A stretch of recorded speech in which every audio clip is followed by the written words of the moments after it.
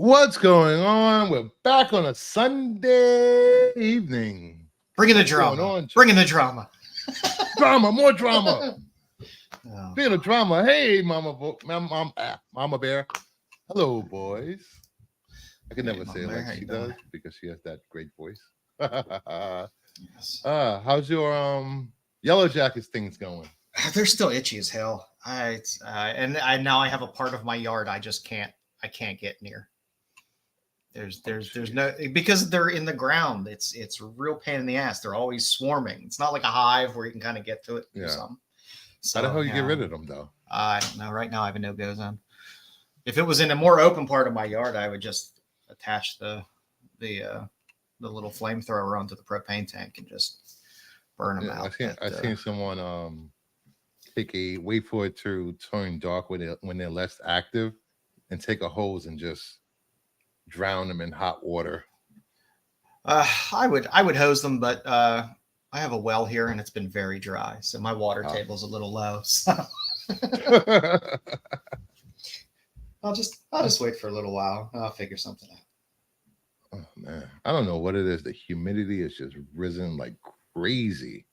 Yeah, it was quite sticky outside today, past few days. But we went from like mid 60s to like high 80s, 90s. It's ridiculous. Yeah, I had a couple nice nights where I could open the window and sleep comfortably. But yeah, those days are past. But yeah, I spent the weekend going to freaking garage sales and estate sales. Nobody has comics. Nobody has comics. That's why I stopped going to I would stop at estate sales and garage sales around here every now and then, and it's like nobody ever has comics, and I'm just like, I mean, I like estate sales. It's fun to dig through dead people's stuff, but yeah. Oh no, not the bees, not the bees. In my eyes. Hey, it was horrible. Hey, buddy. It was horrible. And yellow jackets, they're a wasp. They look like a bee. They're yellow, and they got the little yellow. They're wasps. They just keep stinging. It'll stop. There's no oh, there's a stinger. No, they just keep tagging you. It sucks. Yeah, that's like I was outside the other day, and my neighbors, we were sitting out in the yard, and first the husband got bit, and he's like, "Ow, ow!" And then his wife is just like, "Ow!" I'm like, "There's like, what's biting you?" I'm like, they didn't know what was biting. I'm like, probably a yellow jacket over there somewhere. But there's tons of bees, and we just think they're honeybees because of the flowers, but I don't know. Yeah, honeybees. Hey, Degrassi. Honeybees are probably normally pretty docile unless you're wrestling up the queen. But I don't know. I had a nice scrawny fox in my yard yesterday wandering around, so that was fun. Yeah, it was a little scrawny guy. My dogs would not stop barking at him consistently. I walked outside this morning like 6 a.m. to have a smoke, and I see a freaking turkey. It's the second time I've seen this turkey. I love turkeys. Like, why are there turkeys in upstate New York? Come on. I used to get turkeys in our backfield all the time, especially when they would have the babies, because the babies would follow like ducks. You get the mother would walk, and then the little babies would walk behind. They're insane creatures, especially when they get spooked and actually fly, because they're huge, fat birds, and to see them actually take off and fly is something impressive. So let me just show you what I picked up at my local garage sale. I picked up. I thought these were cool. They were like $1. These little Mets Oh, I love the WB Mason trucks. Yeah, they had two of them, so I picked them up. You didn't talk them down to 50 cents. That's one reason I hate. That's one reason I always hated selling at garage sales or flea markets and stuff like that. You would mark stuff cheap, and then people would come up and try to haggle with you for I was like, it's $1. Just take it. It's a 50. Will you take 50 cents? No, I won't. No it should be no tough haggling. It's $1. I don't mind haggling for certain things, but when things are already cheap, just come on, man. It's ridiculous.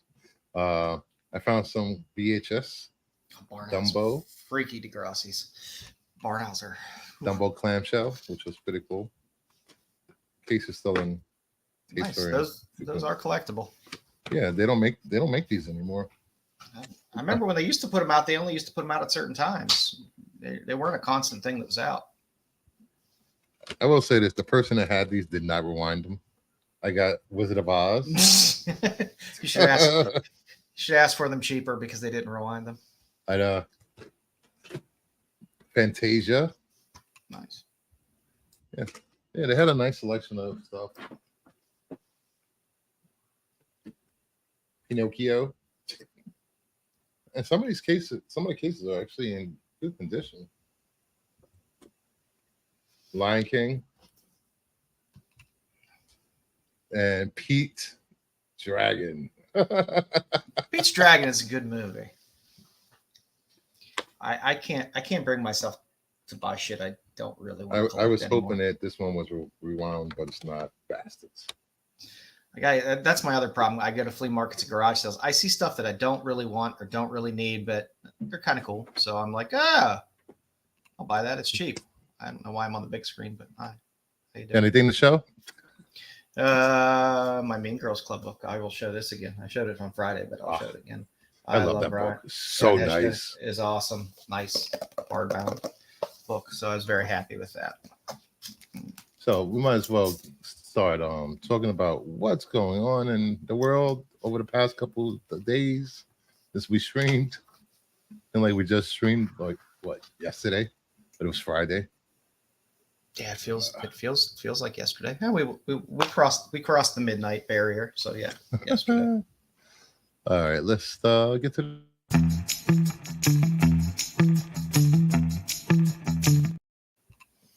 All right, first up, we got a couple of news things, but not many.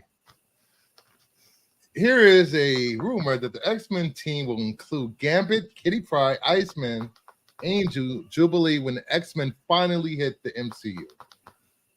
No. Don't give me Gambit without Rogue. Nobody cares about Jubilee. Nobody cares about Jubilee. Outside of buying some bubblegum covers, nobody cares about Jubilee. That's not a very powerful lineup there. I mean, Kitty Pryde's a badass now, but I don't know what Kitty Pryde we're gonna get. You know, if it's just scared Kitty Pryde walking through walls.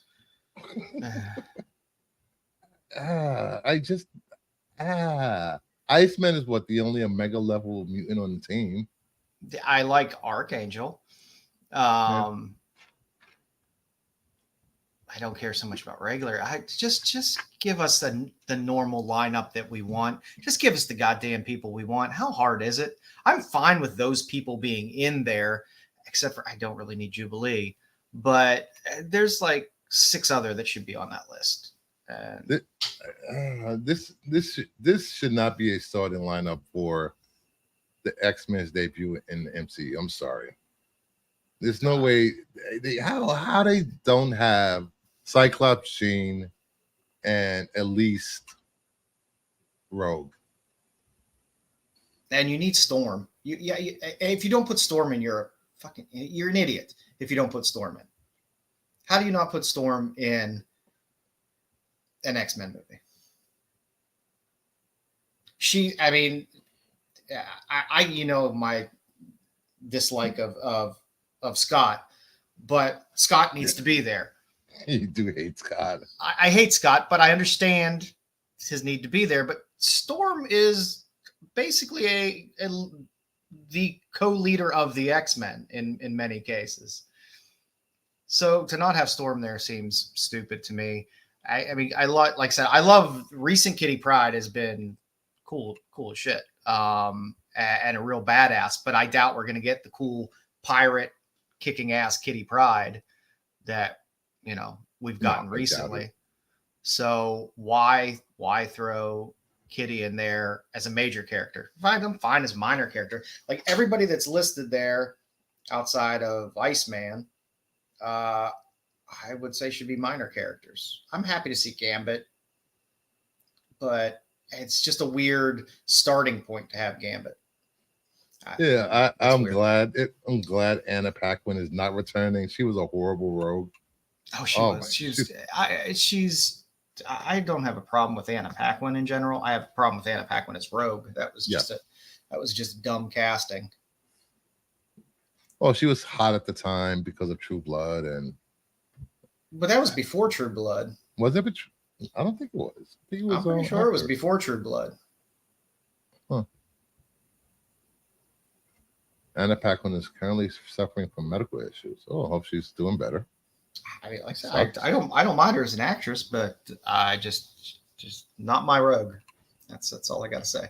Well, they did have that whole. What was that name of that run when they introduced Azazel? When they found out Angel was actually an angel. Did they continue that, or was that retconned at some point?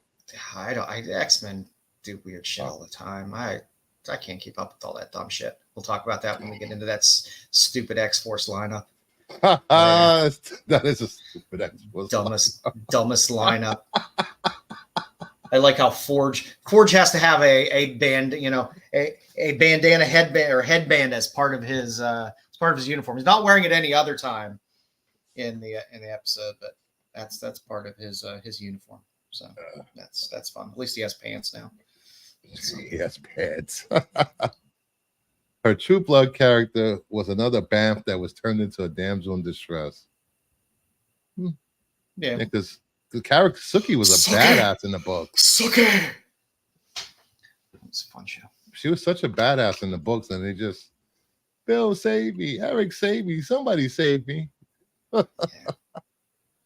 And they played that. She played that character so. I did see blonde. Oh. Yeah. Makes me want to go have a drink at Merlot's. So, moving on. Warner Bros. Discovery is shutting its Boomerang streaming service, a home for classic animated series and movies. They have, which they should. Some series will make it to Max, but they haven't said which ones will be left off. It's why everything isn't just merged into Max is beyond me. There's no reason to manage a bunch of offshoot. Hey, that guy. You got Adult Swim, you got Cartoon Network, you got all that on Max. So just fit it in. Seems it makes sense. It makes sense for all of one. At some point, Warner Brothers to get all these classic series on their channel, and they're gonna bring people over with these instead of having to pay what $6 extra for Boomerang. Yeah, I'm not doing that. No. That ain't happening. I'm sure I could find it floating around on Pluto or Tubi or something, or just randomly on the internet. Yeah, because I know there's that whole Meet TV Tunes that Degrassi keeps raving about that I haven't watched yet, because I have YouTube TV and it's not on there, which sucks. Yeah, I don't know. It's the streaming services are going to get really weird over the next few years. There's going to have to be some serious consolidations of things. Mm-hmm. I mean, I'm like, I don't understand why I have ESPN, Hulu, and Disney Plus. I don't need those three. All I really need is Disney Plus. Hey, Brian. How you feeling today? Markedly better than yesterday. Yeah. Good. Yeah, for everybody, Brian had a medical scare yesterday at work, and we're glad he's better. And he's been one of my really good friends for the last year and a half. Yeah, thereabouts. And I'm an asshole, and for him to stick around. Yeah, it took a lot. He's got a lot of moxie, kid. You got a lot of moxie. No, he calls me up and he's like, "What the hell, asshole?" I was like, "What? Oh, you mean I almost died at work today?" Yeah. Jesus. Dying in silence. I'm like, what? He didn't tell me? He didn't call me? I'm like, oh, maybe he couldn't speak at the time. In all likeliness, actually, literally, I couldn't. That was part of the reason why they called the ambulance. Is I was having speech problems. That's always scary. Yes, indeed. So yeah, I remember. Wake up call, basically. Yep. Before I started streaming, and before I got on Max Show, I was just sitting in my house, just watching TV, and my whole left side of my face just went numb. My tongue went numb. And I get to the hospital and they're like, I'm thinking I'm having a stroke. I'm freaking having an anxiety attack. Heading to the hospital. They found it was Bell's palsy. My whole face just drooped. And it was like that for like a month and a half. Getting old sucks. I injure myself while sleeping all the time. I was dealing with a little bit of fog today, so I went home early. So I don't blame you. Just so I can get a little bit of rest. Well, it's hard because I got to deal. I try to explain things like what I work in retail, but what I do in retail is like it's not like normal retail. So like you work at a clothing store or something like that. It's very simple. You know what you want. It's a very simple transaction. Do you have this? Do you not? For me, I work in auto parts, so it's like a lot of the times I'm pulling information out of people or talking so far over their head, you know, because they don't know how to put gas in their car, let alone, you know, get to me. No, I just get a lot of blank stares, and it's a different kind of work because you actually have to kind of use your brain a little bit. At least most of the parts catalogs are online now. Yes, and you don't have to go through the big books anymore. Absolutely, but if you can't answer the big three, don't even walk up to the counter. Year, make, model. If you can't tell me what kind of car you drive, don't bother buying auto parts. That's better than pulling auto parts out of people. I've thought about inserting them a few times. Oh, geez. Not in myself, but I don't think a transmission can fit there.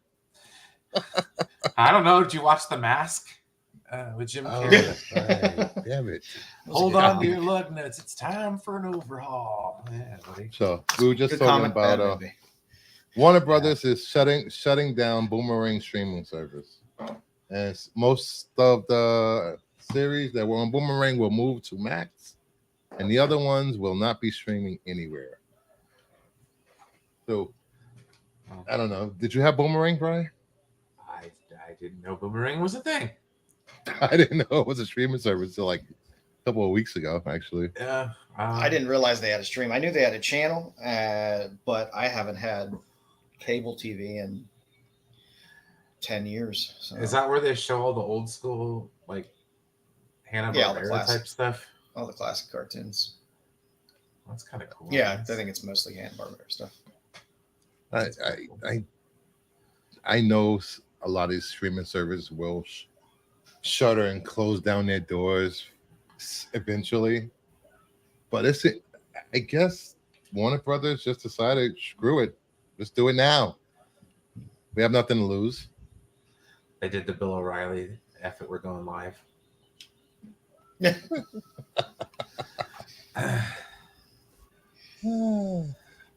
Are you ready for tonight's Game of Thrones? Yes.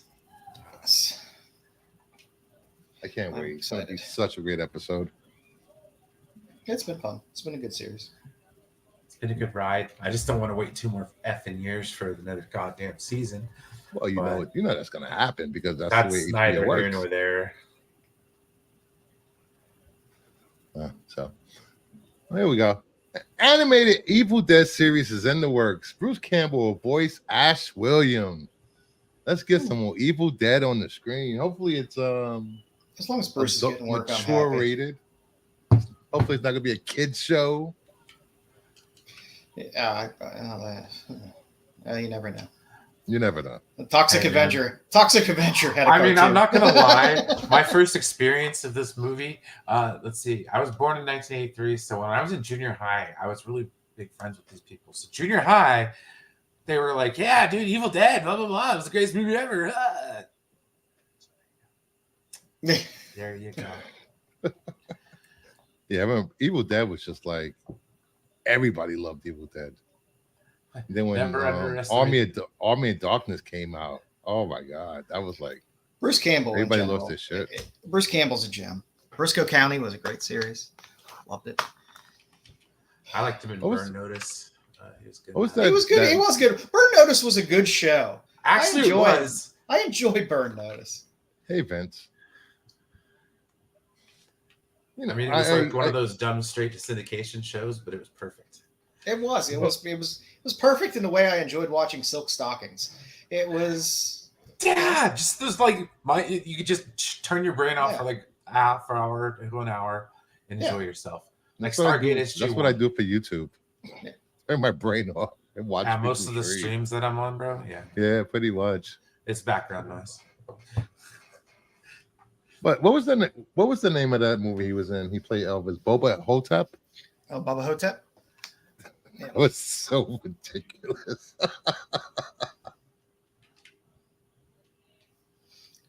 Hey, Cal, welcome.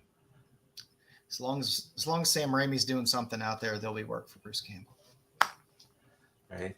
He's Pizza Papa, dude. He's coming back in secret. I did like Silk Stockings, Cal. Mitzi Ryder was perfect. It's better than the Red Shoe Diaries. USA used to play reruns all the time. Bubba Hotep is my shirt. what was the tagline for the movie? The King of Rock and Roll versus the King of the Dead, or something like that. I forget what the tagline was on it, but it was still music. Like I said, Bruce Campbell rarely lets me down. Even if he's in something that's not great, he's always great. So yeah, I enjoy him.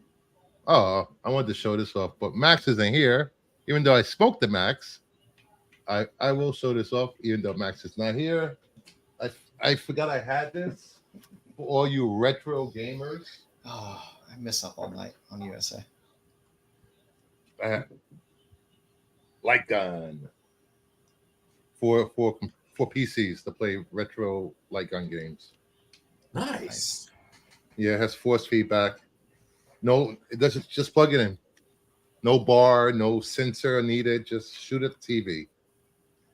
Nice. So, Max, get one. You need one. Where is Max? He's supposed to be here, right? Like, yeah, he was advertised on Twitter. Like, I literally spoke to him at 6:30. It was said that special guest would be one Mad Max Mandalorian. Time Crisis is my favorite game.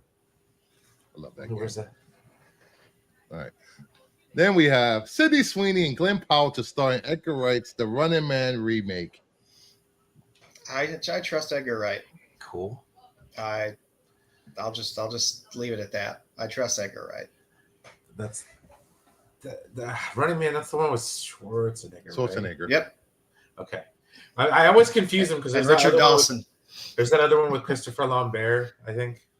There's like a prison or something like that. Yeah, no. Familiar. Running Man, based on the Stephen King short story. Nice. I've never seen that movie. You've never seen Running Man? I've never seen. No, I've never seen Running Man. How have you never seen Running Man? I don't know. That was one of my dad's favorite movies, and it is a fan. I was outside a lot. I went outside. I was only home. Richard Dawson is great in it. Jesse the Body Ventura is great in it. It's such a damn good movie. It's one of the best Schwarzenegger movies of that era. It's so good. It's now I'm so gonna have many to good watch it. Where's it streaming at? Man, yeah, you have to watch it. And it's an 80s action movie. It's not like it's not like, I mean, if you could sit through watching the director's cut of Rebel Moon, which I don't know why anyone would do. Yeah, I think you have the time to watch Running Man, because you could probably watch Running Man 4 times by the time you get through. This is true. Whilst running. Yeah. What? I have no idea what you guys are Running Man is fun. You have to be in the mindset of an 80s Schwarzenegger movie. It came on in the afternoon after the baseball games were over on Saturday. I mean, like it was one of those movies, like a Saturday afternoon matinee. It's not Kubrick, but it's what you want out of an 80s fun Schwarzenegger movie. Film. Exactly. It's fun. See, people underestimate schlock. Okay, we need good old schlock back, guys. I know. Bring it back. You haven't seen the original Rollerball either? I Jimmy Kahn? think I've seen Rollerball. I saw the one with Chris Klein. I'm pretty sure I saw Rollerball. Was that I didn't see the remake. Who was that? And the original Death Race 2000. Who was in the remake? Parody. I forget who was. I didn't see the remake. I just saw the original. I don't watch all these shitty remakes. Rollerball. I'm pretty sure I saw Rollerball because my parents watched a lot of crappy 80s movies. Rollerball. James Caan. Yeah. Was there a James remake? Caan in the original. Well, yeah, I think he showed up in the 2002. Remake, yeah. Did I don't think I've seen the original. Jeez. Although I'd still take watching some old roller derby footage over. LL Cool J was in it. Rebecca Romaine. Yes, the ladies love Cool James. Chris Klein. Ooh, Gene Reno. Ladies did love LL. It was not a. The remake was not so good. The original was better because if you're gonna make schlock, make schlock. Go to these theaters. I didn't see the remake of Death Race. I had definitely seen the original, but it's amazing how many movies that you guys have seen that I've never seen, but I've seen a lot of movies that you guys haven't seen. So it's insane.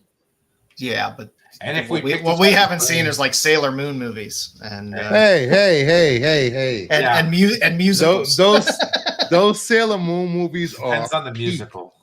Peak. Sailor Moon R, the movie was amazing. All right, screw you guys. I'm just saying those are the movies. And I will take what's Sailor Moon? What's that? Freaking Mary Poppins over anything Star Wars any day of the week. All right. Spoonful of sugar. No, I don't remember musicals at all from my childhood. That's. I wasn't the one that brought up Sound of Music and songs from Sound of Music the other day. Yeah, no, I know nothing of sorts. What was it? What? What? Hey, what? This is the wrong channel. This is not SNS. We don't talk about breastfeeding videos here. But they do a great job over there. If you haven't seen SNS, please check out SNS on Saturday nights on Renovision. Talking about breastfeeding videos? What? Okay. They're educational videos. I'm lost, bro. I'm like watching. Okay. They play breastfeeding videos for a while. Just to show the beauty of motherhood. That is gross. That's IG. It's IG for you. I'm not trying to judge, man. You do you. I'm Mary Poppins, y'all. Leia. A carbon copy 4K. Ooh. I'm extremely excited about the 4K restoration of Seven Samurai that's coming out because the trailer looks so really good. Clean. It looks very, very good. Very excited about that. I'm like, can I do that with all movies from the last 50 years that I like? Can I get a clean copy of Fright Night? Why? Because it's my favorite vampire movie, all right? Nobody needs Fright Night in 4K. I need Fright Night in 4K. Rooster? Amy. It's a fun movie. I like the movie. Just don't need it in 4K. It's so funny. I didn't think I would enjoy the remake of it, but it was so enjoyable. It wasn't bad. It wasn't bad. It wasn't as good as the original, but no, it was good. David Tennant kills in everything he does anyway. So yeah, but he's no Roddy McDowell. The new Fright Night is better than the 80s. No, it's not. They had a great soundtrack. All right. But then I think back and I realized that Amy was like 15, 16, supposedly in that movie. Yeah, but Amanda play well now. But Amanda Bierce always looked like she was 40, so didn't really. I never understood the whole vampires and teenage girls phenomenon that went on from the 90s till pretty much now. Youth. Capturing youth. What? There's a Fright Night 4K Steelbook? There you go. Wow. If you guys want to gift me with one, I'm just kidding. So, all right. Next up, Batman Cape Crusader has gotten a 98% from critics and a 62% from audiences. I loved it. I loved this show. I enjoyed it. Was it as good as Batman the original? No. Was it still really, really good? Yes. I sat and binged it all. I watched all 10 episodes. Yep. Sitting down, I didn't get up. I just watched all 10 episodes, and I enjoyed every bit of it. The complaints I've seen from people, I really don't care because you guys can suck it. It seems like they haven't watched the series fully. They're complaining. This is J.J. Abrams' Batman.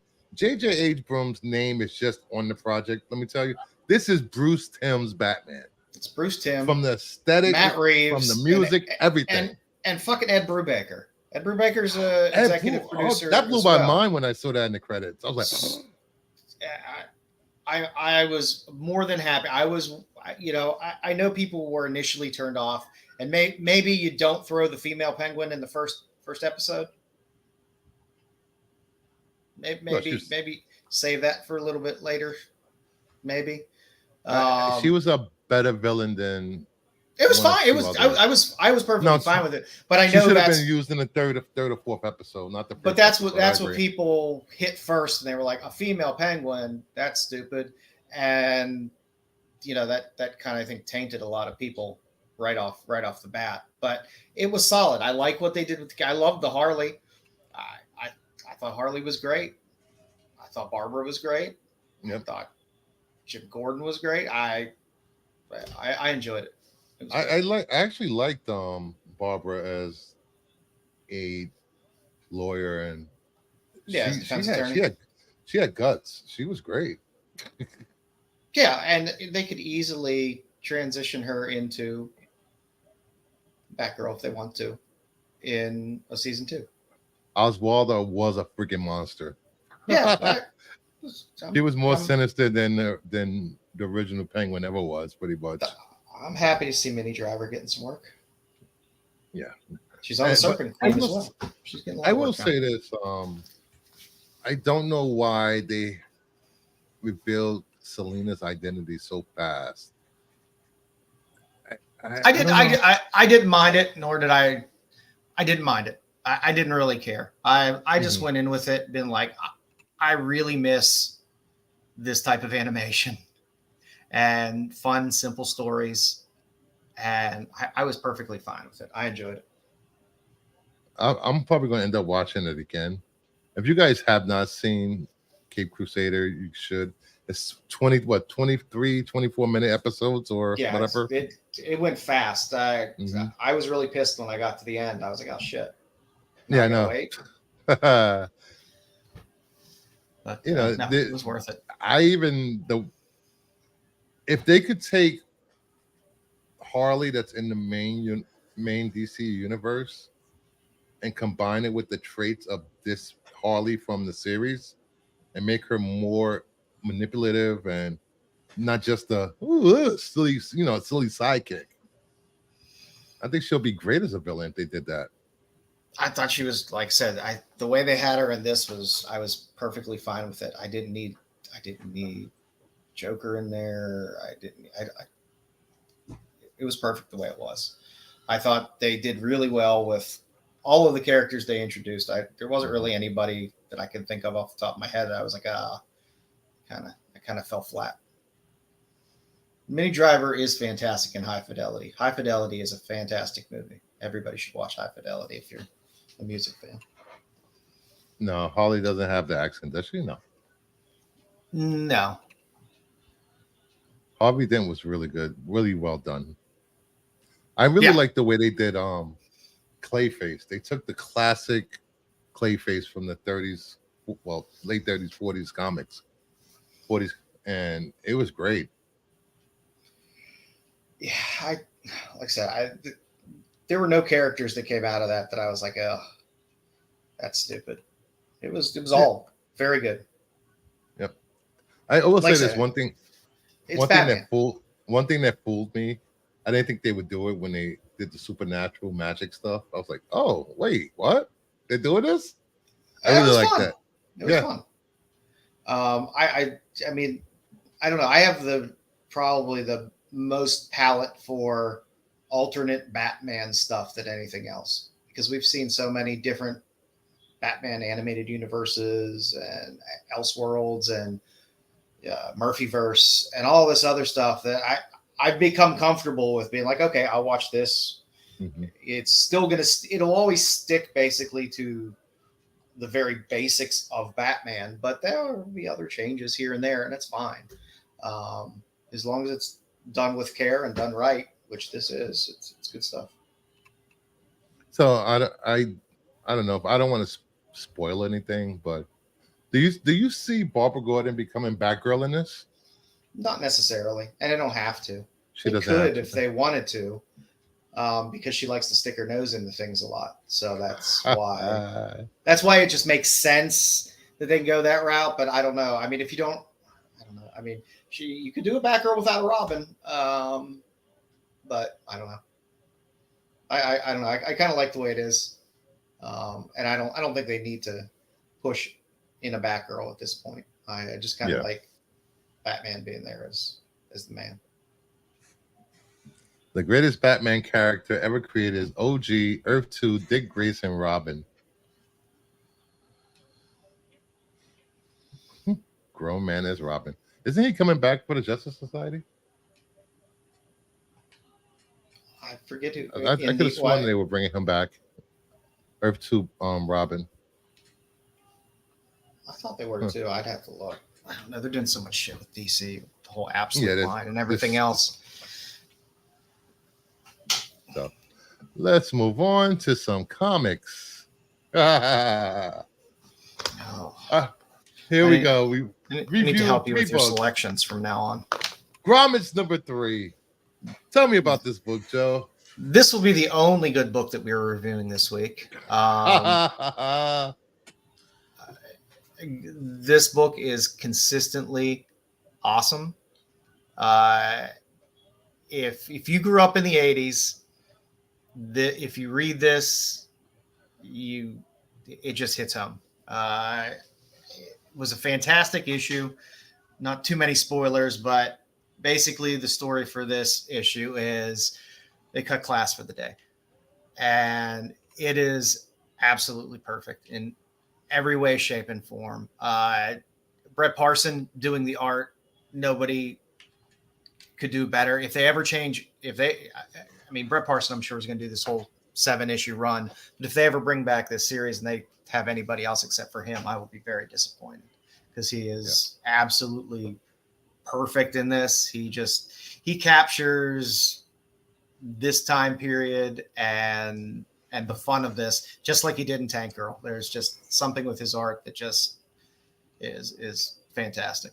So. You know, if everybody that grew up in the skateboarding culture back in the 80s, this book is perfect. This issue had everything for me, from going to the mall and going to Spencer's to smoking weed out of a can after you poke the holes in it. You don't have any equipment. I did that recently. To just hanging out in an arcade when arcades were a thing back then, or how big they were. And it's just, like I said, it hits the feels for me. It's a big nostalgia read for me, but it's done exceptionally well, and it's a lot of fun. So, you know, I think that's the part of the reason I still love retro video gaming, because I love playing modern games, but they're not as fun as games from the early 80s and in early 90s. You know, you had a goal to these games lasted forever. They never ended. There was no ending. No. The screen just would change color. You pay $75 for a freaking game now, and the freaking in 5 hours it's over. But as Degrassi, what's that? Degrassi said, absolute Batman is a bit too different for my liking. The costume is set is neat though. And Cal, if you're an old punk fan, there's nice little drops all through this, from the basic of the kid with the Liberty Spikes wearing a Black Flag t-shirt to the other kid wearing an Agent Orange t-shirt. To next issue, there's a retailer exclusive that is an almost perfect frame for frame shot of Minor Threat sitting on the porch.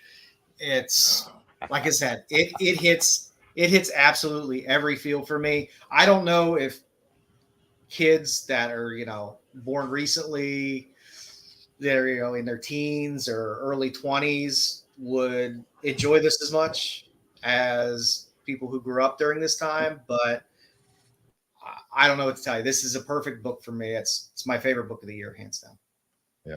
Degrassi, why isn't there a classic Defender port for every system? All I want to play is Defender and Super Defender. I will send you a link. As you freaking go to like CVS, and they always sell like the cheap ass Atari joystick that's an emulator, and you plug it in, and it's like loaded with like 80 Atari games, and it's just like and they're like $10. You like buy it, play it for the day, and be like, okay, I had my fun, throw it away. It's fine.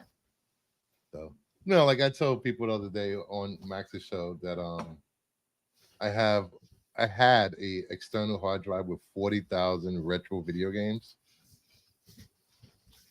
and it died. So I've been spending the last week re-downloading my emulation build so I can actually play these games. I'm never going to play 40,000 games, but it's nice to have them. It's an option. It's nice when you remember that one game and you're like, oh, okay, that should be in there. I don't know how long I was playing Mr. Do.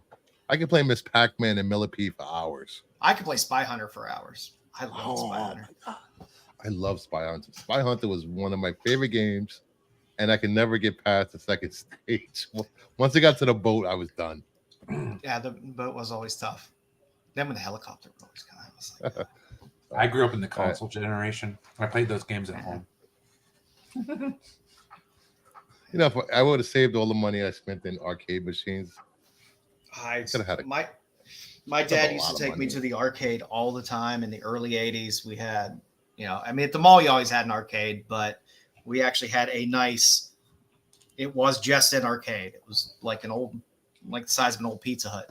That was just an arcade. And that was fantastic. You'd go there, there'd be a wall of pinball machines. There'd be about 60 video games in there. And that place was always packed elbows to assholes, thick with smoke, because nobody gave a shit if you smoked around children back then. No, nobody cared. It was perfect. It was perfect. we secondhand smoked in the womb back then. You could smoke in hospitals back. You could smoke anywhere back then. It was glorious. Restaurants. Check out Another State of Mind documentary. Ooh. Hey, Jeffrey Sato, Las Vegas Pinball Museum. Ooh. I love pinball games. I used to play pinball. I owned the shit out of the Jurassic Park pinball machine when I was in high school. We used to hang out at this bowling alley. They had a pool hall there, and we'd shoot pool for a while, and then they had a Jurassic Park pinball machine. I could go there with $1 and play that damn thing for like 2-3 hours. There was a bowling alley when I lived in New York City in Queens that had what was it? It was a Ozzy Osbourne pinball machine. It was so nice. Cool. The old pinball machines were fantastic. For my youth, my mother unfortunately sold it after I moved out.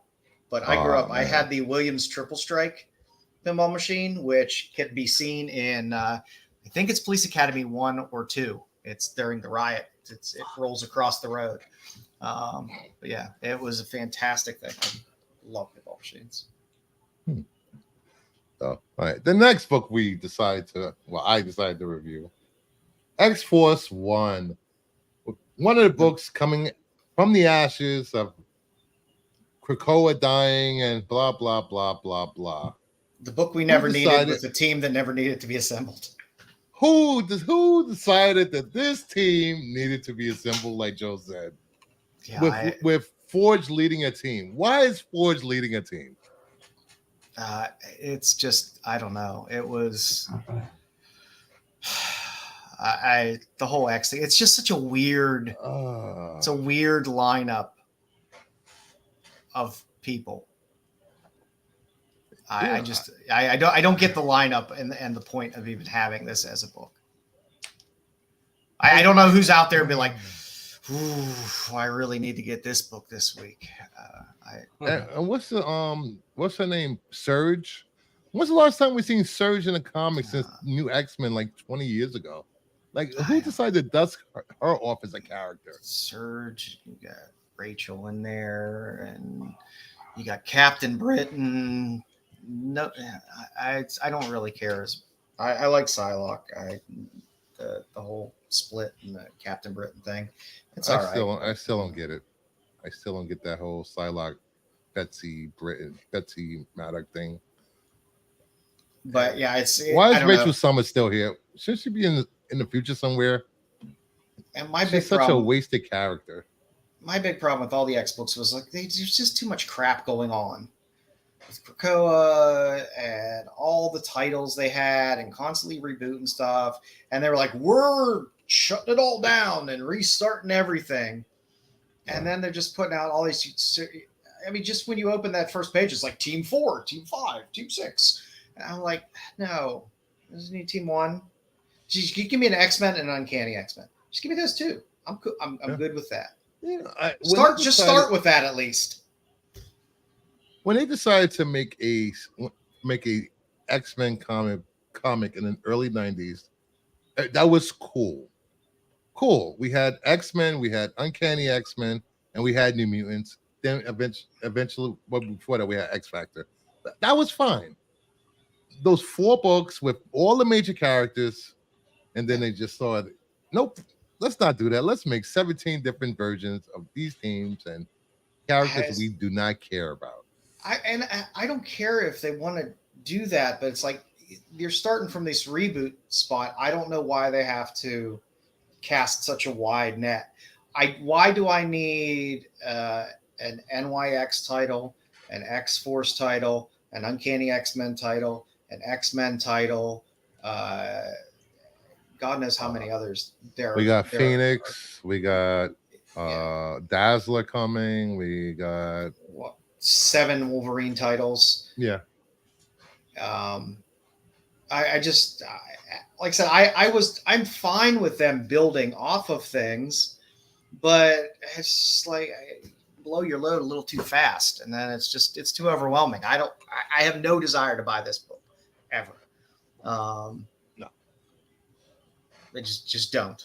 This team is not exciting in any way, shape, or form. No, and then to throw Deadpool, the one line from the book was, "Yes, this is an unofficial movie tie-in." What? Yeah, it's like, here, buy this book. We're going to throw Deadpool in it. Yes, that's pretty much all it is. Because nobody's out there. Well, I'm sorry. There's maybe like 3 people out there that are heavy Forge collectors, and they're like, Forge is leading the team now. I better buy this. I think this lineup will be weird. If this book makes it to 25 issues, that's a lot. Or if they change the team. And the art was good, Cal. The art was good. It was not poorly drawn. They took time with it.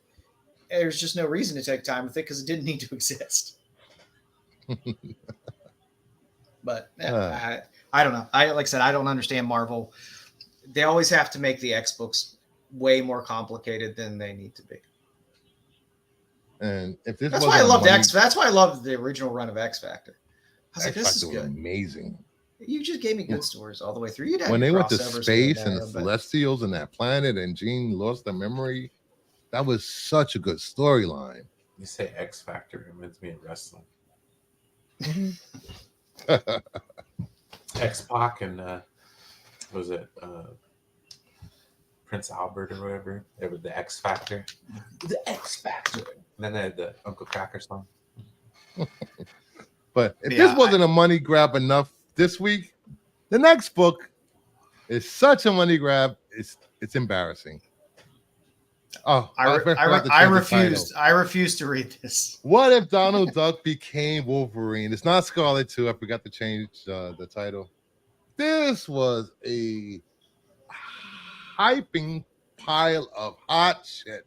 This was probably the worst what if comic book I've ever read.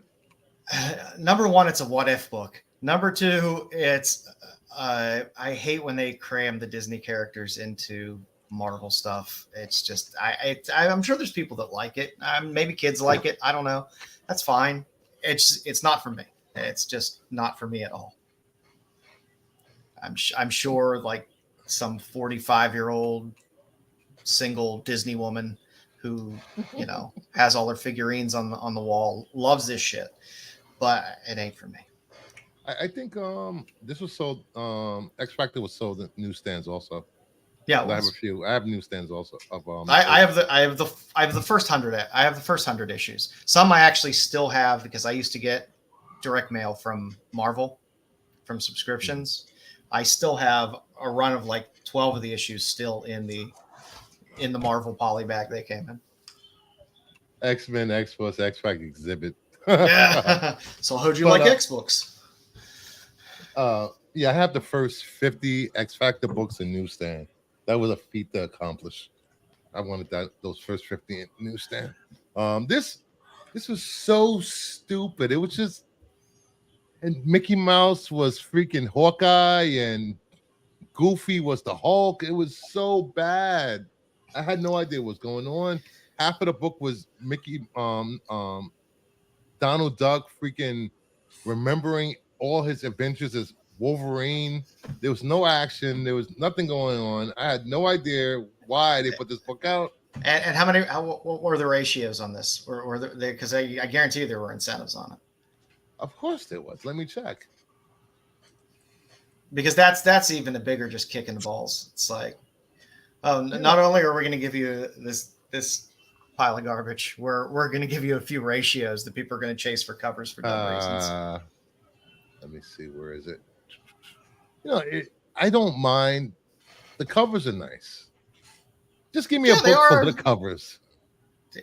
I don't even want that. I don't mean to besmirch anybody who's like, this is great shit. I love this shit. Good. Buy what you like. Buy what you love. Read what you love. That's great. It just ain't for me. The one on the right is a 1 in 50. That's ridiculous. And then there's a 1 in 100. That's offensive. It's just offensive. And all it is a black and white copy of that A cover. The Miller homage. Yeah. Yeah, that's horrible. 45-year-old Disney woman. Is that a country song? And like I say, you want to put it out as a regular book, that's fine. Doing a 1 in 100 and a 1 in 50, I can see it now. That just seems a little ridiculous. A full run of Marvel's Crazy magazine. I've never heard of Crazy magazine. No, Crazy? Yeah, it was like Mad. So, moving on from this pile of crap. Don't waste your money. Just if you like it. If you like it, I wouldn't say go out there and chase the 1 in 100. No. But if you want to buy, I like the Scotty Young. This is funny. If you want to buy one of the open order ones, have at it. Why not? Yeah. All right. So hot covers that are coming out this week. Hopefully you agree with them, Joe. At number 10, Space Ghost. Number 4, the 1 in 10 Latent Virgin Incentive. Yes. I still love cover. All the Space Ghost covers. The series has been dark, which I've kind of enjoyed. It's not bad. It's not bad at all for Dynamite. I didn't have high hopes. I knew I was going to get cover Thundercats. Oh. Well, I knew I was going to get cover candy because it's Dynamite, but I was going to buy a lot of these because I love Space Ghost, so I'm buying most of these covers. But the guts of the magazine, the guts of the book have been pretty decent. There's a good Zorak cover, I believe, on this issue as well. One of the open order ones. It's been if you're not reading Space Ghost, do yourself a favor and pick them up. Yeah, it's the art inside's great too. It's a fun book. All right, number 9, Spectacular Spider-Man number 6, the Torque homage variant, Days of Future Past homage. Torque loves doing the homages. They do. Yeah, at least his hand's not coming out of a grave. I actually like this one. It's fine. People like. I like it. Days of Future Past. Homage. It's not overly homage like a lot of like Spider-Man 300 or 301 or any Batman cover that he's standing on a gargoyle. Yeah. No, it's fine. I think it's good. And Spider-Punk's dead there, so that's good.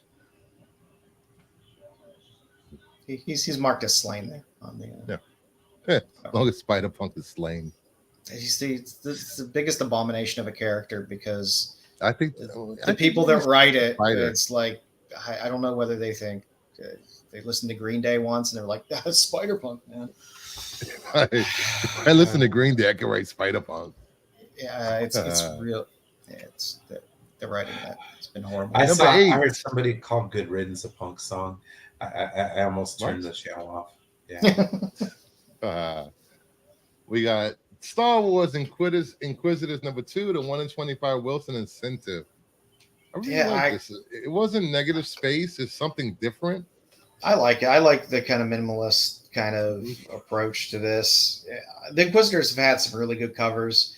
I've warded myself off of Star Wars books, except for some of the High Republic stuff, just because I'm collecting runs on it, so I might as well just keep going because it's all new characters and stuff. And I think the only new story. I think the only one I really kept up with was Bounty Hunters because it was kind of cool, but then it got stupid with all the stupid tie-ins and they kept the series going way too light. Like the first couple volumes of Darth Vader went 25 issues. That was perfect, and then this one is going to 50. Afra went to 50. They're running those runs longer than they need to be, and there's only so much more story you can squeeze into those characters in those time periods that they're covering. So, yeah. And at number 7, Spider-Man Reign number 2, 1 in 50 Andrews Incentive. I like Carrie Andrews' work. I like this cover a lot. But this is a regular trade cover that you don't have to spend $100 for this cover. You could just buy $4 if you really like this cover. I just don't understand why, if you have a full face mask, why you need to grow a beard. Just doesn't seem necessary. Well, if you were Spider-Man, you would so have a beard coming out your mask. No. It loses some of its appeal. It looks kind of weird. But I like Gary Andrews' work. It's a fun cover. What's with the jacket? I don't know. I'm not reading this. Yeah, I'm not reading it either. There's just too many Spider books out there. I just can't until they reboot ASM at some point soon, which they're supposed to do. I stayed away from Spider-Man. If I had a nickel for every band that didn't get a bad rep, I'd get my nickel back.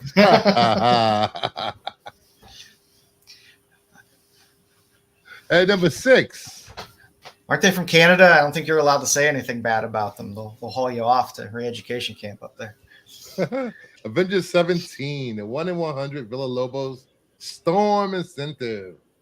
There's a trade of this. You don't have to go out and spend $150 for this comic if you really want this cover. And it's Avengers, so there hasn't been a good Avengers book in years. And there's a lack of really good Storm covers. Yeah, there's a handful of them, but not like you're going to get Rogue covers or Psylocke covers and stuff like that. So I will gobble up some Storm covers when I get just Storm, not like the original Uncanny run where she's either flying in the background or lying unconscious on the ground on every cover. So, number 5. Absolute Power 2, the Oliver Ray's foil. I can't get into this because he looks like he's ready to kiss him. It just He's passed out. So he looks like he's going in for a real deep smooch there. The art's nice, but it throws me off.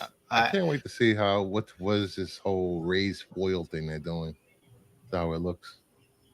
I just wish it's like they start to bring back the foil thing, and then it's like, oh, let's go all in. Let's start doing all the gimmicks. So you could badmouth Nickelback, but never Ryan Reynolds. That's fair. He was excellent in the teen dramedy 13, which was great. And number 4. Not as good as Swan's Crossing. Not as good as Swan's Crossing, but almost. Why does that sound? I've probably seen it. Because that's where City that's where Sarah Michelle Gellar got her start. Swan's Crossing. The ladies of Gotham are back for 1 in 25 Barbie incentive. I'm a little disappointed in the covers, Sirens covers for this series. The Dotson ones are good, which is fine for A covers, but I don't know. I kind of wanted more. We haven't had a Gotham City Sirens run for a little while. I wanted more than what we were getting. I do like this Harvey incentive, but I mean, going through the first few issues of what's there in terms of covers, I was like, I'm disappointed. But yeah, what are you gonna do? You win some, you lose some. But I do like to see Catwoman in the cowgirl outfit. Harley looks great as well. She does. And I was like, oh, is that I forgot her name. Punchline. Punchline. Yep. They don't use her enough. They brought out a new character and they did not use her. Haven't used her. Well, I mean, in that run of like 25 issues of Batman, they were literally introducing like a new character every 2 episodes or every 2 issues. Miracle Molly, Clown Hunter. I forgot the rest of them. It was a lot of characters they threw out there, so I don't know. And she's still somewhat comes off as kind of a knockoff Harley. All right, and the top 3 books for this week. Number 3. Yay, Gunny Honey Collision Course. Number 4. The 1 in 10 low incentive. Not my choice this week of the Gun Honey covers. I could not show the Gun Honey cover that you wanted on stream. No, mine is the exclusive, the retailer exclusive. Oh, they're just talking about it's the Captain America homage where he's punching Hitler. It's a fantastic cover. I like when I get an exclusive for Gun Honey that's a little outside of the normal realm of things. But yes, I have this, and I get all the fun ones that come in poly bags as well. Yes, I know. There's the ones that has to be covered up by a poly bag, black poly bag. So, just saying. Can't show those on silver. They come in silver poly bags, by the way. And by the way, they are the tightest poly bags ever, with so little extra space. Because opening a poly bag is an art. You have to be very gentle when you open a poly bag, and when there's very little extra room to work with, it's very frustrating. I agree. Gun Honey's all the hard case crime stuff is good. I tell people all the time, hard case crime from Titan puts out good stuff. And we're getting another Gun Honey series coming out soon, Combustion. And we're getting another series of Minky Woodcock as well, which is fantastic. The covers on that for issue 1 are really, really great. So always good stuff. And number 2, Spider-Man Black Suit and Blood number 1, the Land variant. Yeah, everyone loves this one. This is a great cover. Yeah, it's a good cover. Everyone likes a good MJ cover. And just throwing the red hair and it just makes this cover pop. Yeah, it's most of the blood, the black, red and blood, or black suit and blood. All these just tend to be covered by money grabs for the most part, because normally what's in the guts tend to be pretty awful. But it's a good cover. Good cover, and I mean, it's not somebody kneeling on the stairs, so that's something. You know, and it's not a high ratio. It's just a open order cover, which is great. Yeah. And number 1. Yep. Uncanny X-Men number 1, the 1 in 50 Jim Lee hidden Jim variant. This book a lot of on websites have the wrong picture up for this cover. This book is going to be expensive. Yep, sure. It's already selling anywhere between I saw some sales for 100 to 150, and there's one auction I saw that was like 125 with like 2 days to go, I believe. But also, as I like to pump the brakes always on higher ratios, there are some very, very nice retailer exclusives, which means those people are paying for what do you got? For it's Marvel. So what do you have for this? I mean, when it's Marvel, I'm trying to remember how it's like at least 1,000 copies that you have to buy. It's 1,000 or 2,000, something along those lines. It's 3,000 for trade dress, 1,000 for virgins. So when you're doing that, that's a lot of 1 in 50s those people are going to be eligible to get as well from those retailers. That dilutes the meaning of a 1 in 50.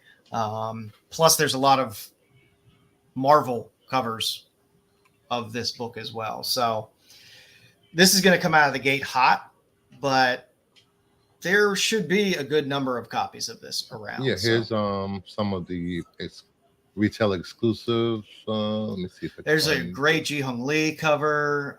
Here we go. There's a Lyrics cover that's fantastic. We got that one. That's a Ji Hung Lee one. There's an Art Germ one. That's a regular one. 150 regular. That's it was that's Ji Hung Lee. Trade. There's three versions Virgin, of that. And you get a then yellow this background. one. Hello. Then we had there's your Art Germ. Canada Expo, Fan Expo. Then that comes in a Virgin. That's the 2 Art Germs. And then there's one Lyrics as well. This has to be the worst cover. That is awful. Actually, that the one where she looks Asian, I think, is the Ji Hung Lee one. Oh, here we go. Yeah, that one, which I like as well. It's a very great cover. You know, it's just they did a trade. The lyrics is nice too. It's a nice. I do like the lyrics. I didn't see this one. It's KRS Comics. You see, there's 616 or KRS, but they all sell. Yes, KRS. But yeah, this Jim Lee one. I mean, it's Jim Lee drawing Savage Lane Rogue. I mean, I don't have to say anything else. That is what it is. But again, just remember that with those exclusives that are out there, there's going to be these 1 in 50s out there. They're not going to be super rare. Yeah. So caveat. All right, moving on to some graded video game sales of some classic games. We have Spyro the Dragon VGA 8.5, released in 1998, sold for $5,500. Damn. How are you gonna say that? I love this game when it was out. Jeez. It's not even, I don't believe it's sealed.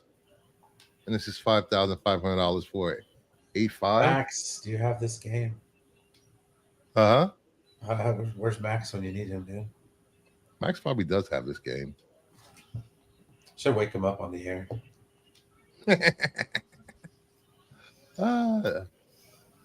These it's a lot of money for a Spyro game. Then we have Yu-Gi-Oh! Forbidden Memories. I had this game. Released $12.98, sold for $5,250. Just PlayStation 1 game. And that is sealed. Yes, this is sealed. 9.8. Did you see? Son of a bitch. Get out. Jesus. Remember This game sucks. This was a thick cartridge. I mean, a thick box when it came out.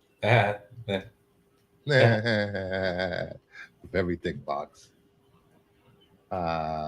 Next up, then we have Tomb Raider Water 9.4 near mint, released in '96, sold for $4,250. Damn. I remember playing that game. I had the demo. This is sealed. On demo the disc. demo. Well, the demo was awesome, dude. The demo had other games like Gran Turismo and that one. It was the same one that they had like Target. I mean, you go to like Target and play their display model. See, that was going to the arcade for me in the '90s. Okay, we would ride our bikes down to Target and go stand in front of the display models for the PlayStation. that was the arcade for us. Well, they had that EA Sports, not EA Sports, ESPN Extreme Games or whatever on PlayStation. That was a fun game. God dang, I missed some of those games. Old school PlayStation games. I was not 30 when Yu-Gi-Oh came out, you bastard. I was in my 20s. Late 20s. Shh. Not the point. Yeah, that kind of is, but all right.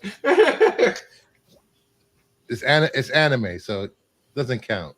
So next up, ageless is what you're saying. Yes, Final Fantasy VIII Water 9.8 sold for $3,750. Crazy. It's insane. I had all these games. Should have kept them instead of training them in for games for PS2. I didn't have this one. I had Final Fantasy. Yes, but again, remember the value difference between something that's opened and used and well used versus something that's sealed 9.8. You know, well, the values in those are wildly different. Well, one thing else I have to think about. Okay, in 1999, I was 15 years old. Yeah, that brain's working too. Okay, I traded my copy of Final Fantasy VII and my Star Trek cards for what I don't remember. Yeah, I think it was like an Adam Sandler CD and a poster. I remember trading all my N64 games. I forgot what I traded them in for, but I regret that so much because some of those games are really hard to find. I pawned all my GameCube games.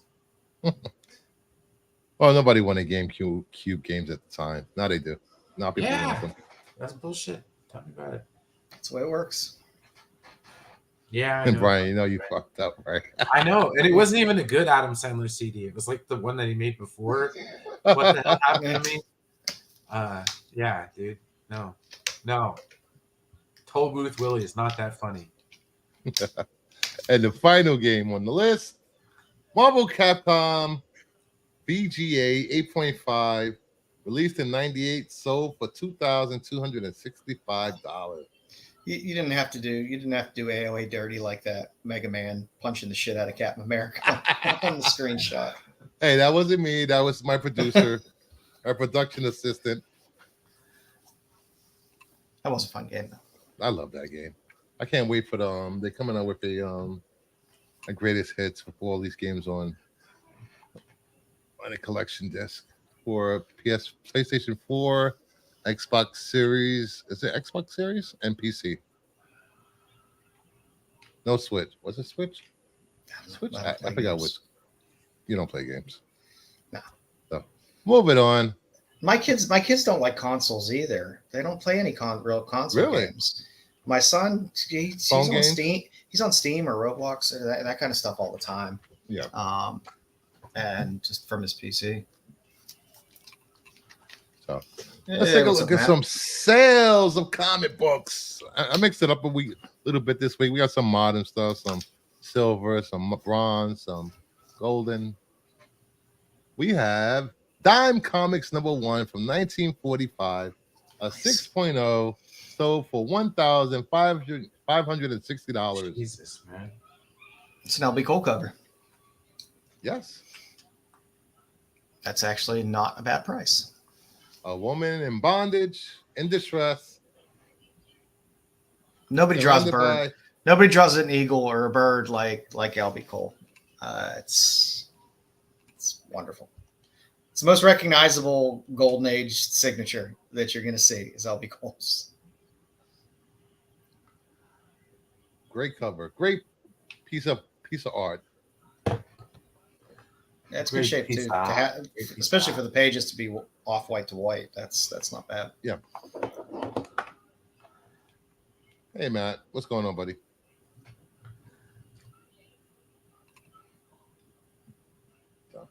Then we move on to Fantastic Four 52. CGC 7.0 sold for $1,260. That is down. Yeah, I was gonna say that has to be down quite a bit. Yeah. I remember when you couldn't get a 4 for that price. Yeah. I like when prices go down. Prices go down to buying opportunities. Especially for collectors of books, people that actually collect books and don't flip them. Especially keys. Yeah. Big, good, solid keys, especially stuff that's bronze or silver or Golden Age. When those prices go down a little bit sometimes, I mean, these are solid books. I mean, it's not going to crash to zero. No, people aren't going to be like, oh, I don't care about the Black Panther anymore. It's always going to be a key that's out there. Yeah, the high for this book was $23,000 for 7. $3,387 for 7.0 back in August of 2021. Yeah, it's taking a dip. Yeah, huge dip. Well, they killed off the character. What are you going to do? And it's not like Ultimate Black Panther's been our whole run. But you know the way this spec works. Everybody goes crazy about what's going to be in live action or what's going to come in live action, and then it's going to have an arc and it's going to be around for a while. They went the direction they went, so it's like, where's the path for T'Challa as a key, in live action when you screw the pooch. So if you're looking for a first appearance of Black Panther in comics, this is the time to buy one. You can scratch this key off your want list. Next up, you could probably get a lot of this Jungle Action, which is a great run of books. Pretty reasonable now as well. We got Daring Mystery Comics number 8 from Timely from 1942, a CGC 7.0. White pages sold for $4,320. It's Timely. Timely books always go for a Jack Kirby cover, Joe Simon. The early Kirby Simon. Yeah. From 42, yeah. So the Thunderer, Citizen V, the Finn, Silver Scorpion, Captain Daring. Yeah, any of the Atlas and Timely stuff always does really well. Yeah. Early Timely is always a way to go if you see it in the wild and you don't know what it is. If it's Timely, grab it. Yeah. It's hard to find this in the wild anymore, but yeah. every now and then you never know what you're going to find in some places. I saw one this weekend, raw for $200. Looked nice enough for that price. What you see this weekend for $200? Did you pick it up? Yeah. Then we have Joe's favorite book, Planet Comics number 1, a 9.8 sold for $1,860. This is down. I think the high was what, 20? It's down, but it's 3,000. Let's not dropping. Let's pump the brakes a little bit. I know. I remember when we were like, holy shit, a 9/8's $400. Yeah, and that wasn't very long ago. So this is still way up. there was a blow off top where things just went way too high, way too fast, and it's going to settle down. When it settles down, it's going to settle down still at a higher level than it was the past few years. So it's still finding its settling point, but that's still a nice price for that book. Yeah, there's definitely a new floor for all of these books. For all these Dave Stevens books and covers, there's going to be new floors for most of them. Yeah. I think the high for this was back in April of this year, $28.93. And when the train was flying. But it was insane. It was like 1 week a night it was like $500. And then at the end of the week, it was $1,000. Then the week after, it was $1,500. And the week after, it was going up so high, so fast. It was a little crazy. Then people started jumping on every Stevens book possible. Hey, Terry Floyd. Oh, thank you, King, becoming a member of the channel. Thank you. And then we have classic Neil Adams cover, Batman 251. From 73, CGC 9.2 sold for $1,500. So it's one of the major covers. If you love Joker, and you're not going to go shill out a shit ton of money for Golden Age stuff and Joker's boners and all the fun Golden Age covers, it's a big one. Yeah, and trying to find a clean copy in the wild sucks. Yeah. If you're buying this off of Whatnot or you're at a con, make sure they show you the back of the book, the middle staples, count the pages, make sure they're all there. Yeah, and make sure if you're spending $20 for a book, you don't need to ask the person if you could take it out of the bag and look at it. If you're spending a few $100 for a raw book, ask them if you could take it out, take a look, or have them take it out so that you could take a look.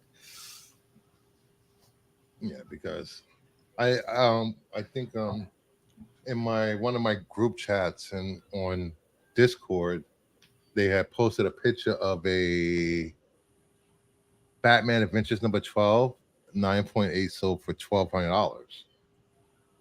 But if you look close and you look at the pictures on the back, it's an exclusive for a store. Foil. Yeah. People do that all the time with facsimiles and they didn't show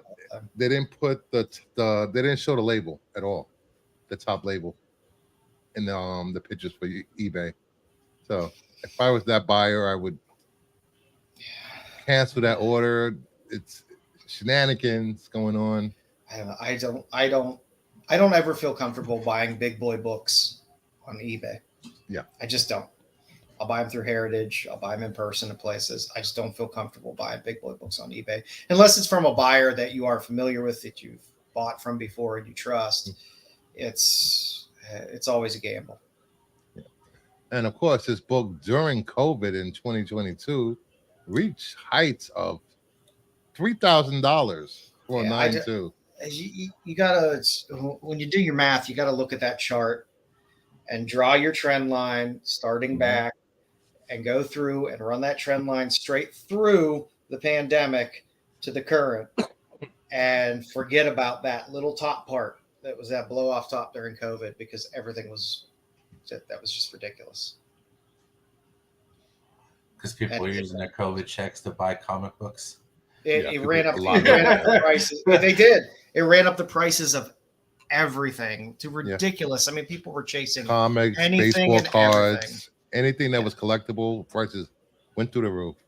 Yeah, and a lot of these books, I mean, and it's a shame. This is a good, solid book. This will always be a good, solid book. But there's prices when things have those blow off tops like that. That's not a good price to buy this book at, because you're going to lose money. I love selling high, man. This book isn't going to go to zero. But never. When a 9.2 is selling for $3,000, when 6 months prior it was selling for, $1,500 less than that, it's probably not a good idea to chase it at its top. No.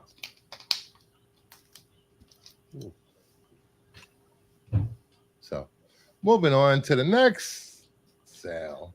Batman 234, 9.6 sold for $2,160. And this is special because it was signed by Neil Adams. He cannot sign books anymore. He sadly passed away. Yeah, that's a good Two-Face cover. First appearance of Two-Face and a Silver Age first appearance of Two-Face. And what year is this? Because we might 71. Yeah, you're out. This is bronze. This is bronze. Yep. We'll call this bronze. Copper. I always mix up the copper and the bronze, but all of the Adams Batman stuff is great. And no, Melissa, I don't think comics will move and only be digital in the future. It's a tangible thing. People like to hold a comic. People like to look at a comic. People like to flip through a comic. Once it's digital, it loses its collectability.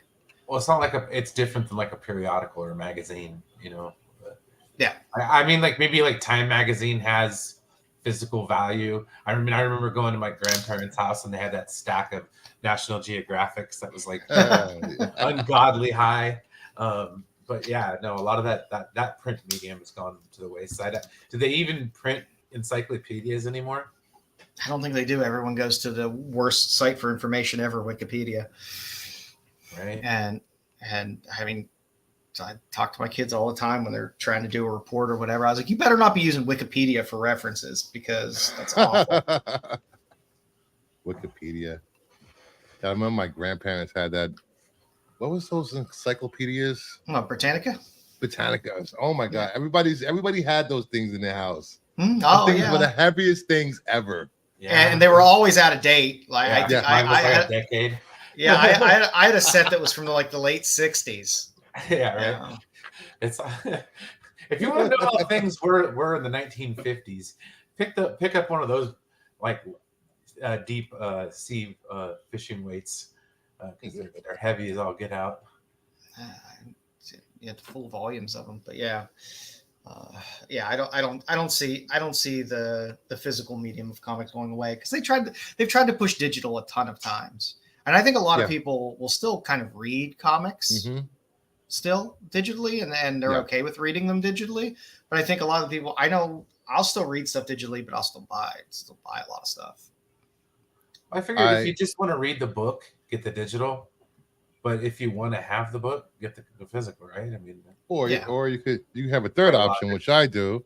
I read the book digitally and still buy the floppy paper, and just to collect because I'm a collector and I have a bad habit of buying everything I want. I truthfully, I don't like reading digital. If you can see the boxes behind me, behind you there, buddy.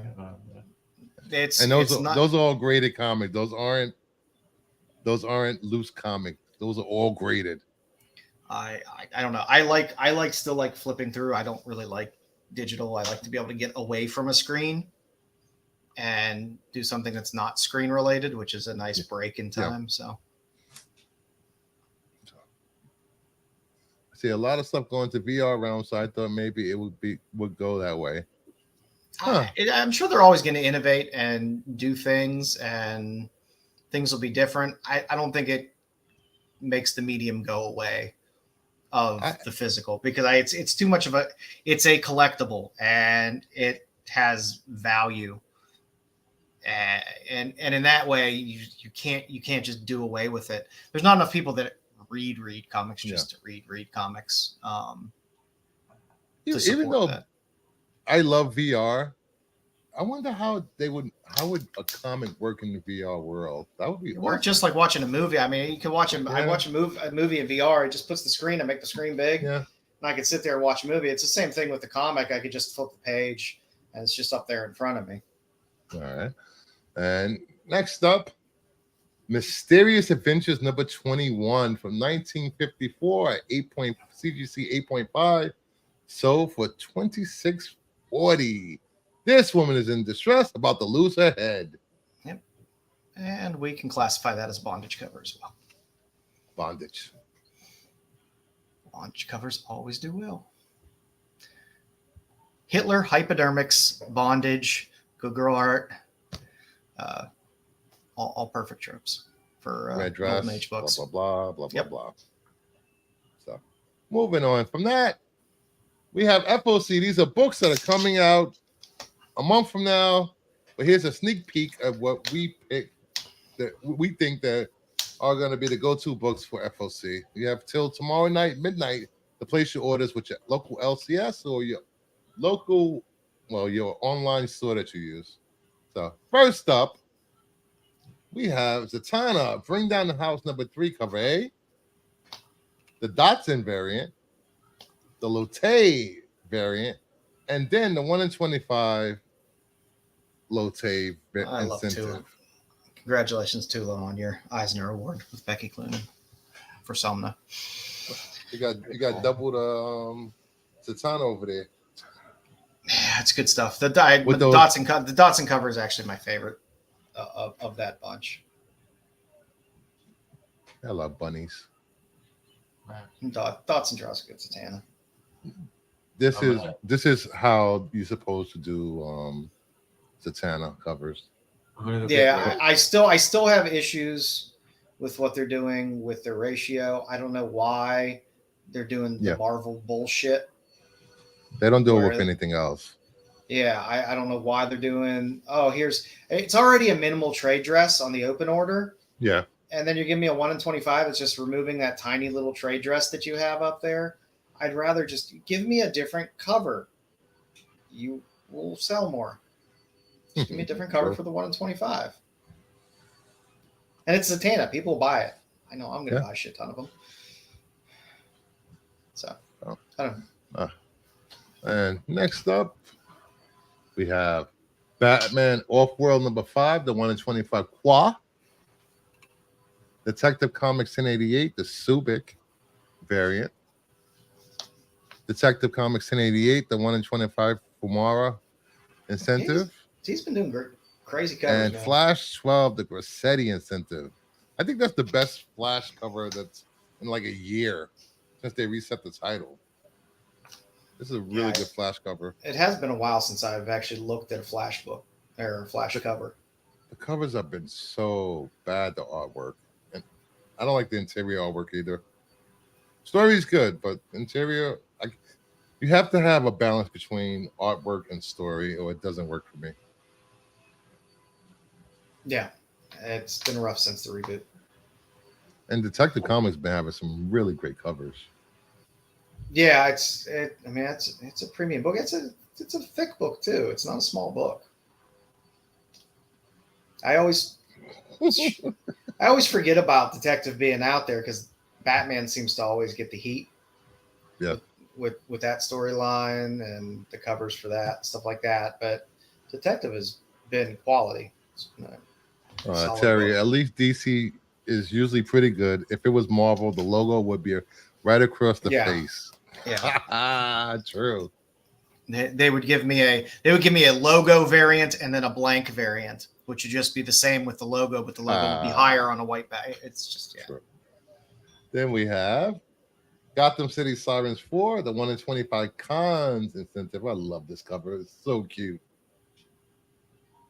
Then we have Power Girl 12, the Segovia variant. Hey, I'm going to get going, guys. Y'all have a good one. Okay. All right, see you later.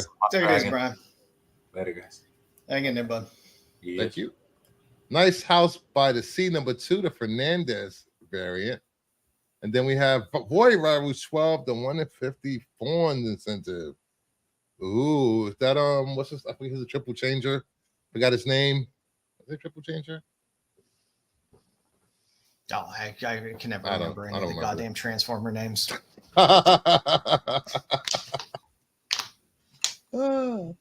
And this Fernandez variant is nice and I love. There's some good covers in general on Nice House by the Sea. I got the first issue. I got to dig into the postcard one. Yeah, that was a great cover. Then we have Transformers #1, the 40th anniversary. Sienkiewicz variant. We have how the many, award. How many people? How many idiots are going to be trying to sell that as Transformers 1 on eBay? True. And then we have a Ward variant.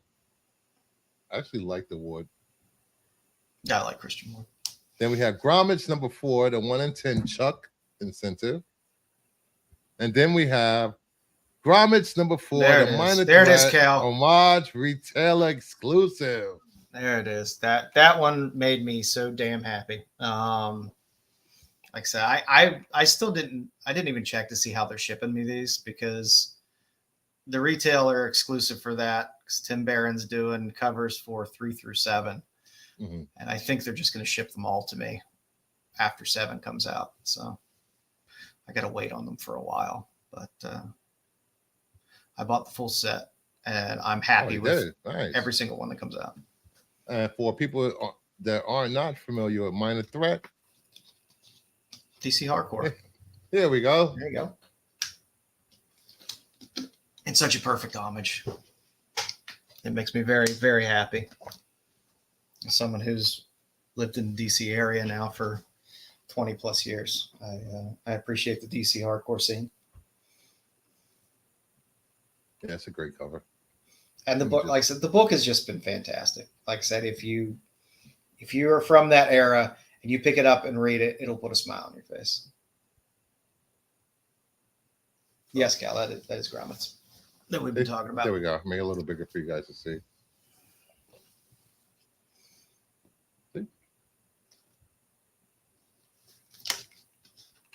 It is a perfect homage to the cover. Yeah. It's a nice deep cut. Makes me happy. When Joe's happy, I'm happy. Yeah. It's Then we have Dawn Runner #5. Hooray! This series is the most beautiful covers. The 1 in 10 black and white foil incentive. Dawn Runner. Hello Darkness #2. Also Hello Darkness. Don't sleep on that. And the Prison variant of Hello Darkness. My God. These are some beautiful covers. Hello Darkness is an anthology, so you get multiple stories in there, and you know how these work with the anthology. Sometimes when you have big names attached to it, you get stories from characters that already exist, which push the sales of things, but also the fact that sometimes you get new characters or things in there that get slipped into a book that later become a series and a big character. So, and I'm looking forward to the story by Garth Ennis in Hello Darkness. Let's see what sick and demented stuff. Yeah, he always comes up with demented stuff. Tacoma Park's a fun place to Grassi. I used to go to a lot of vintage shops and record shops up in Tacoma Park. Yeah, all the covers, the Rivera covers have been fantastic on the A covers. There's a Lotte variant on this as well for #2, but they've all been very good. So pick them up while they're cheap. Nice. So next up, Hello Darkness 2, the Lotte variant, and Red Sonja 2023-13, the Prison Icon variant. Yeah, I don't care if they're reprints of Prison covers. They're still worth picking up because you can get Dynamite books, the A covers, you can get these dirt cheap.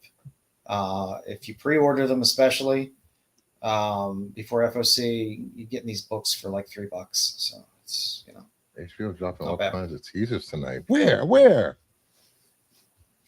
Send me a link. Let me know.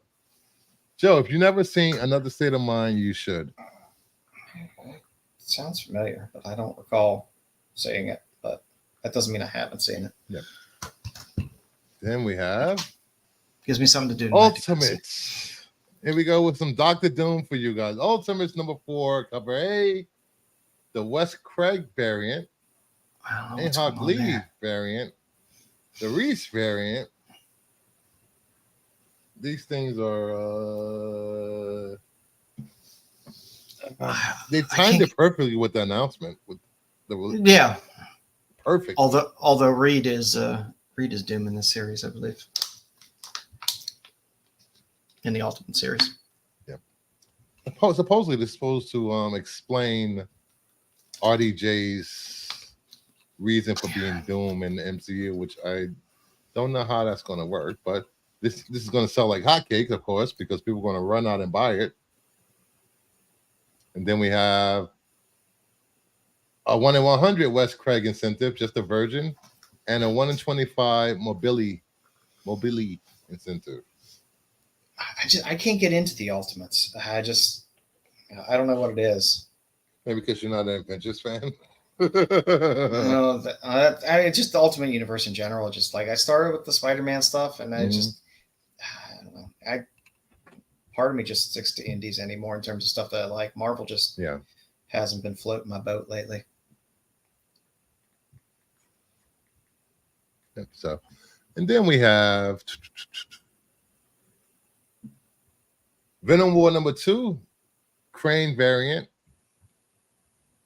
Scotty Young variant,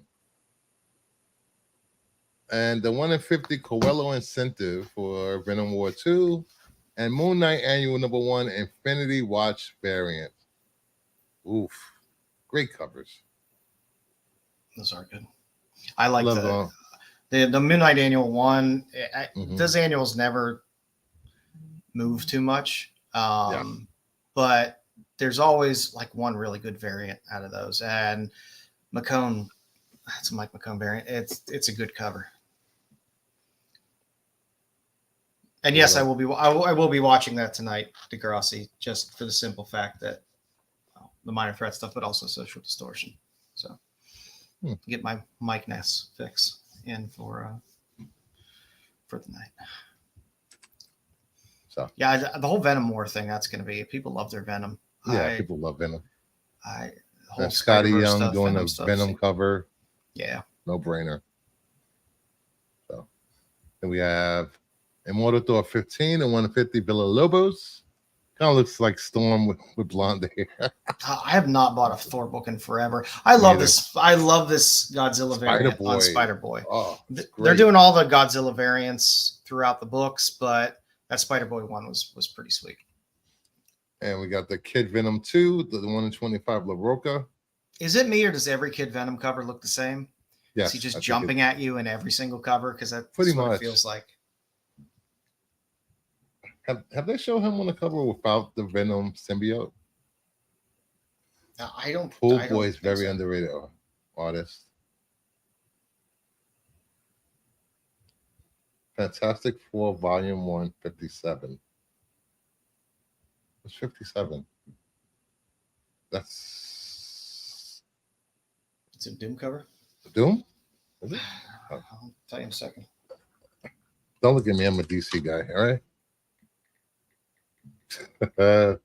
Fantastic. 457. Oh yeah. This cover. Oh yeah. Yeah, it's a Doom cover. It's the I'll pull it up. There we go.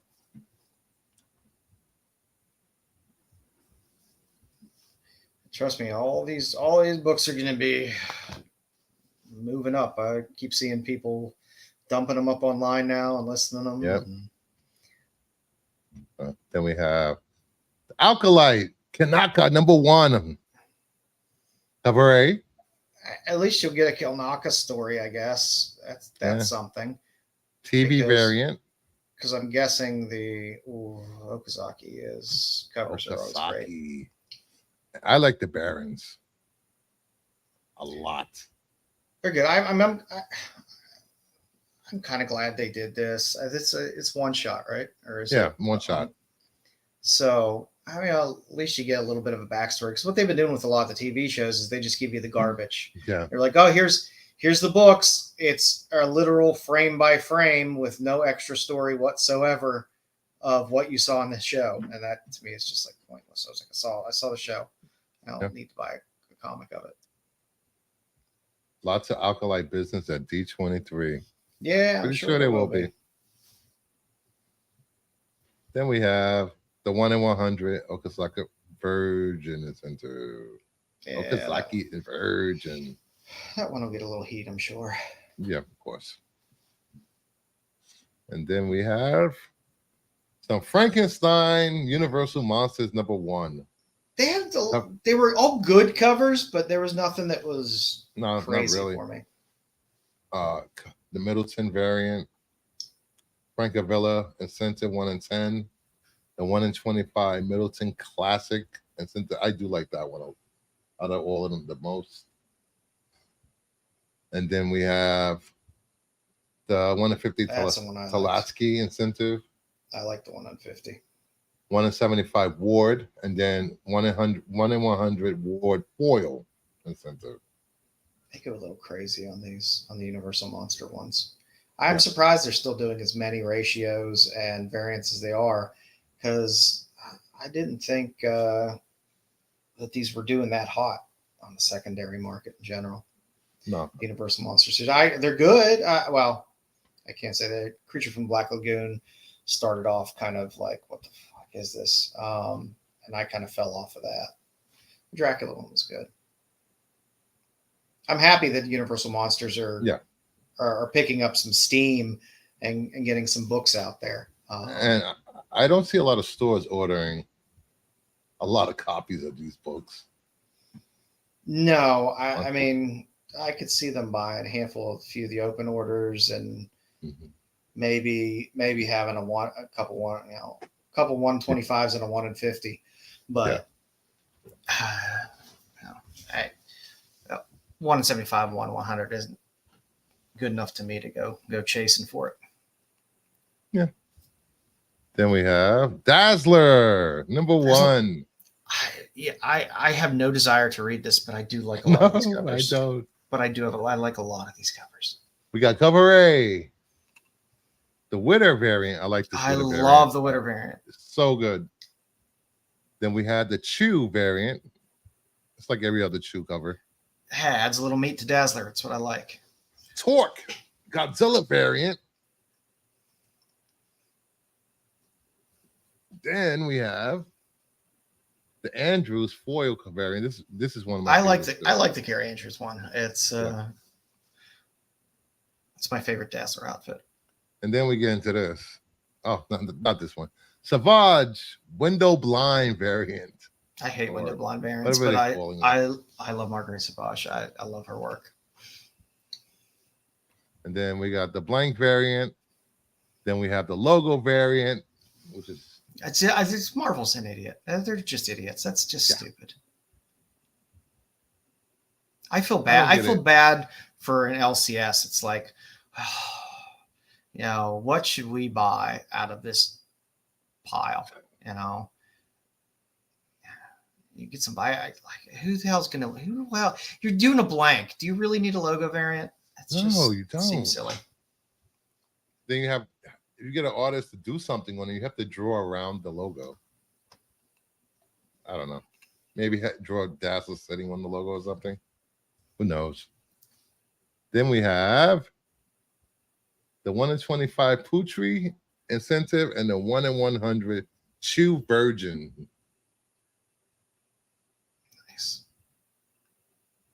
Nice. So that is it for your FOC this week. So tomorrow night we will be back with Monday Madness with movie talk with me and the guys. Joe will be there. We will be celebrating 1 year streaming on Kingdom of Nerds.